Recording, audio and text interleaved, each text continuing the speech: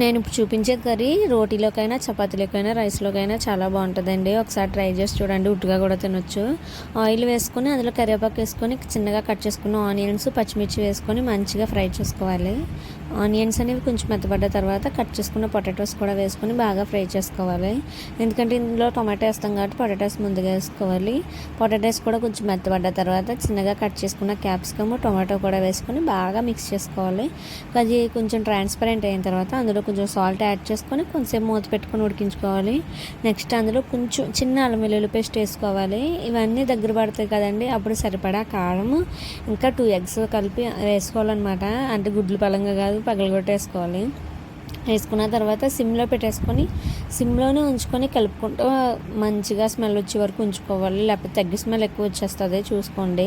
మంచిగా కలుపుకుంటూ ఉంచుకోవాలన్నమాట. నా ఫైనల్గా రెడీ అయిపోద్ది కొంచెంసేపటికి. టేస్టీగాను. మీరు కూడా ట్రై చేయండి.